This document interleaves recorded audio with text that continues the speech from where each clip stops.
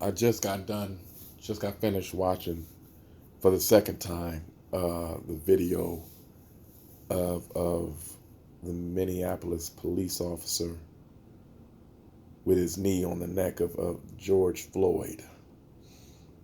And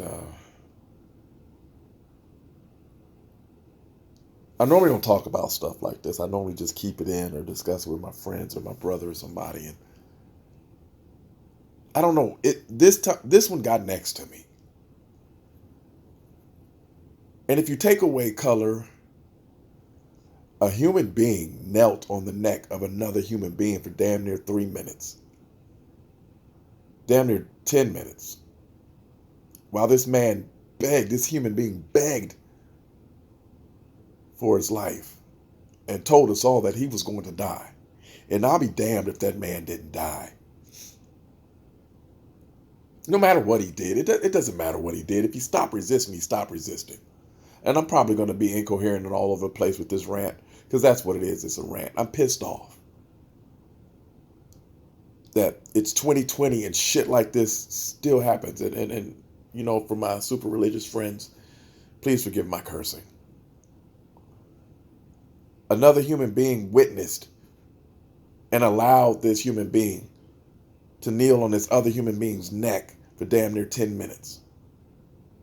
While other human beings pleaded with these human beings to let this other human being up. He's not resisting. He's not breathing. Let him up. You can let him go now. Check for a pulse. While this sick individual, human being, and I use that term loosely, while the sick human being stayed on this man's neck. And for what? Just so you can feel like you have power over somebody? To boost your own effing ego? While the other fake ass cop is getting mad at bystanders for for speaking their opinion, using their First Amendment right to speak their opinion and to plead with them to let this man up. Give this man a chance at life. When does it end? Like, when does it fucking end? When? When do we as human beings get past the fucking color of our skin? You know, I used to think, like, back in 1994 that my high school class could end all of this bullshit. And boy, was I wrong. I had a conversation with my mother last weekend. She was born in 51. And so she witnessed the civil rights movement. She witnessed segregation. And I really had to think, that's one generation removed from me. And then the next generation, my son. What are my sons and my daughter going to go through as black children or as black individuals in America? We got to stop teaching our kids that we're different because of skin.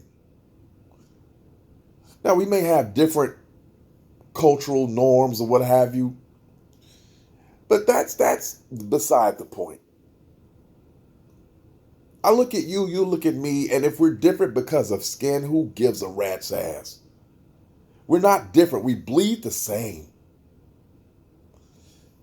It's hard for me to really fathom the fact that you hate me simply because I'm black.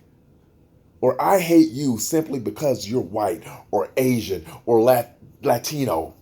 Or who gives a fuck? Because you're Irish or Italian or Puerto Rican or Mexican. Who gives a fuck? We're all human beings on this earth together. We're all, and I'm just going to break it all the way down. We're all human beings that live in this country. You know, when I joined the Marine Corps, which by history was the last military branch to integrate, which is fucking stupid. When I joined the Marine Corps, I just didn't join the Marine Corps to serve and protect the the nation's black people. I wrote that check to serve and protect Americans. Period. Americans. You know, it wasn't too long ago that 9/11 2001 happened. We're looking at what, 19 years now? And 19 years ago, you couldn't find anybody that wasn't talking about, oh, let's be unified. Let's unify the country. What happened to that thought process? Like, when does this shit ever stop? When does it stop? Why are we like this? I cannot, for the life of me, I cannot fathom why are we like this. What's so intimidating about me as a black male that makes you want to kneel on my neck? When I looked at that, I saw myself. I saw the pain that man was going through, and this shit could happen to me. I don't know why. I don't know this guy from a hole in the ground, but for whatever reason, it got next to me, and I really thought that this shit could happen to me. And it's not relegated to the South. This is in Minneapolis, Minnesota. This is the Midwest. You know, I halfway expect this stuff to happen in the South because the South is full of racist motherfuckers. But you have this shit in the Midwest. And it bothers me because it could have been me. It could have been my brother. It could be my son. You know, my son, who it's coincidentally is giving his life for this country of ours. You know, and I took an oath, he took an oath to defend the Constitution of the United States of America against all enemies, both foreign and domestic. And I'll be goddamned if that funky ass police officer isn't a domestic enemy. A bully with a badge. And I generally don't speak on police officers because I understand the stress of the job. But there's no way in a devil's hell that guy should have been kneeling on that man's neck. And then for the other officers to condone it by not doing anything about it. Show some accountability and say, hey man, okay, he's down. Get off his neck. No, I don't want to undermine that authority. The blue line. You know, fuck the blue line.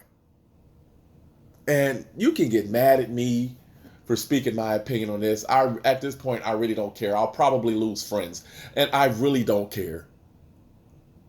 But what happened to George Floyd was a load of bullshit. And firing those officers, yeah, that's the first step, but it's not nearly enough. Because it's happening way too often. Whether he was high on drugs or not, you murdered that man. That man was murdered. Now, I'm not going to call out any races and say, oh, if it was a white guy, the same thing wouldn't have happened. Or if it was a brown guy or yellow guy or whoever the fuck, the same thing wouldn't have happened. I can't make that decision. I can't make that call. But what I saw was, now I'm going to bring race into it.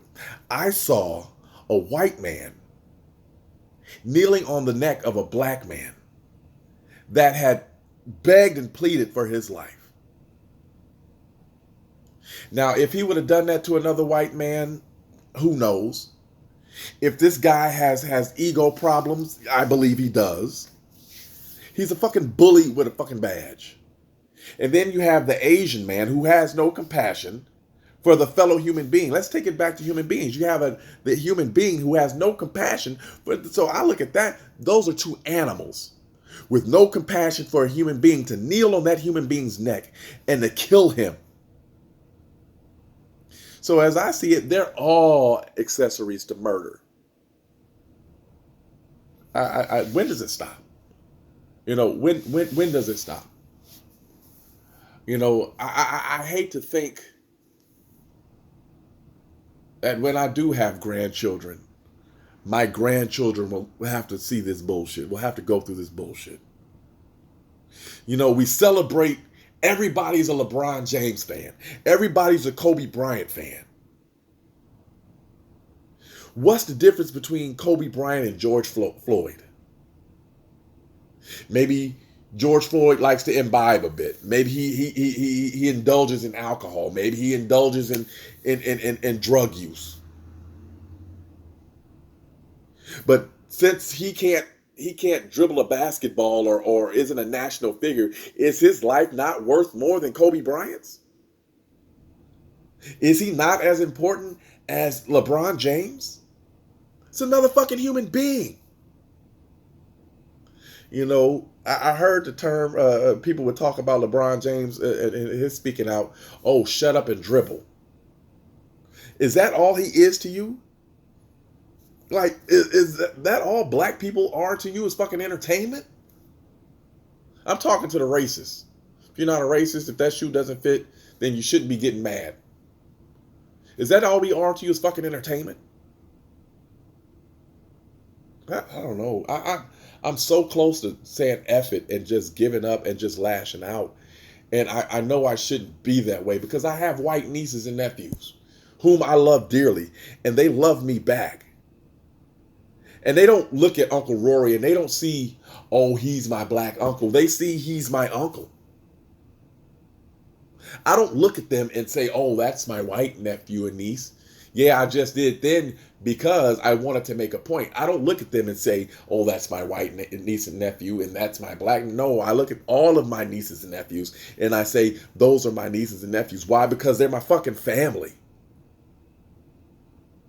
And it doesn't matter what the fuck they look like or how they act or what have you. I love them because they love me and we all share the same fucking blood. It doesn't matter if we're related by blood. We share the same blood. I don't get it. Maybe somebody can explain it to me. Maybe, if you're a racist or if you have a racist in your family, if you have a bigot in your family, please, my email is holmesrc50@gmail.com. Please have them explain to me why my skin color is so offensive to them. I had a talk with my mom years ago. I'm fresh out of boot camp. I was fresh out of boot camp, so it had to be like 1997, and I visited her at the University of Kansas, and she introduced me to one of her colleagues, and I shook his hand, and this man, I'm not going to tell you what color he is. This man was literally shaking when I shook his hand, and he was nervous when I spoke to him. And I said, Ma, why was he so nervous? Well, I don't get that. And she said to me, Rory, I'm going to say this to you, and it may make you feel uncomfortable. She said to me, you are a black male. Not only that, you are a dark black male. You are a tall, dark, intelligent, intellectual, however you want to put it, articulate black male.